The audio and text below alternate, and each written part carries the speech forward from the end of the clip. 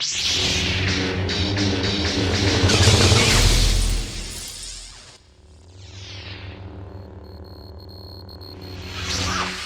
Saberland, I'm Mikey Sabers and welcome to my channel.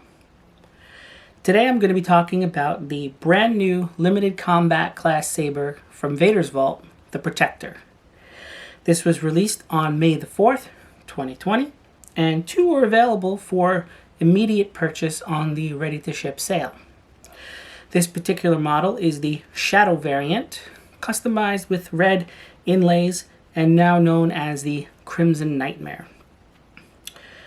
First off, I'd like to say that this saber is everything that I've come to expect from Vader's Vault in terms of aesthetics, in terms of build quality.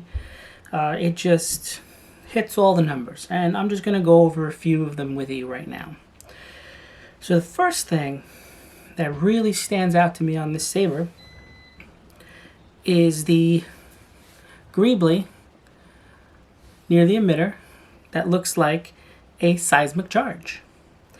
Now the reason this stands out to me is because if you look on the Vader's Vault Facebook page, not to be confused with the Vault, but the actual Vader's Vault Facebook page, their banner picture is a saber that they had done a while ago that had light tubing on the outside. And I thought this was really cool, and I had said that I really wished that we could see that again, maybe in the combat class. So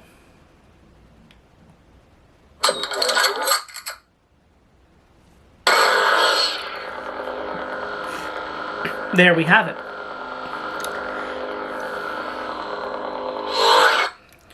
Now that seismic charge greebly can come in any color that's listed on their page. You can also get it in a plain copper tube if you prefer that, if you don't want it to light up. I could see how somebody might want that. As for me, I like the lights. I think it looks great. It's a nice little added effect. Certainly different from the usual blinky lights that we get to choose from. Second point that stands out is the switches. Now, the switches are the same ones that they use for the Revan chest, which is the dual tactile switches. You also see the dual tactile switches in the Sovereign model, but not the same exact design. Now, I prefer these tactile switches because it is a smaller footprint than the normal switches. And for me, I think that complements the sabers a lot better because then you have a lot more room on the hilt to do more. So, if you want to do more customizations, more acid etching, you have more room, and it just seems to work better.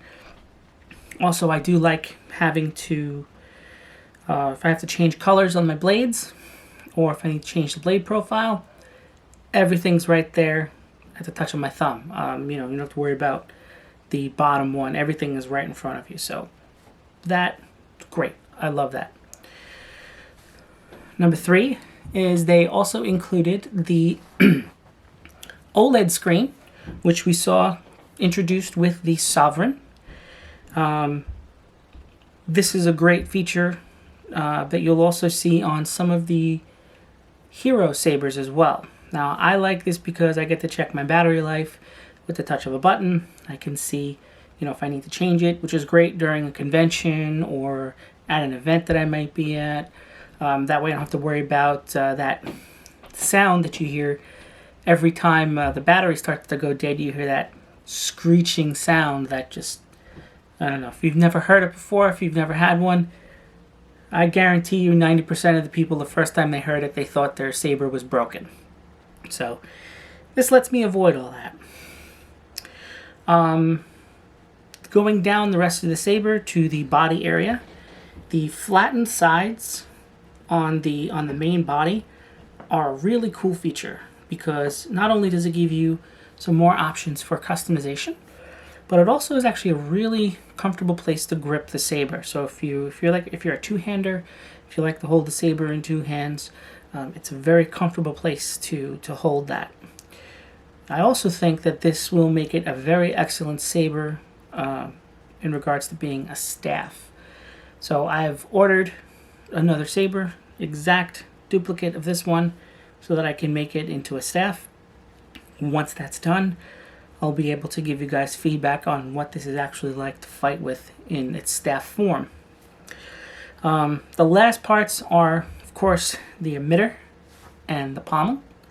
Both of these things are outstanding. I love the rings on the emitter. It actually reminds me of the stun batons from Demolition Man.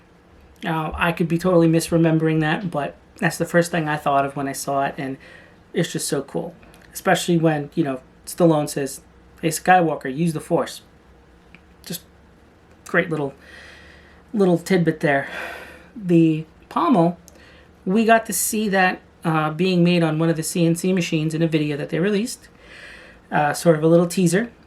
And it's a lot smaller than I originally thought it would be. I was under the impression that it was going to be large, somewhat bulky. I was worried that it might affect the weight of the saber, but it's actually quite small. It complements the rest of the aesthetics very well. And the saber is actually very, very comfortable to hold. It's very, very light. It's not, it's not bulky. It doesn't have any bad weight to it. So everything you've really pretty much come to expect from the Vader's Vault Combat class, this saber absolutely has.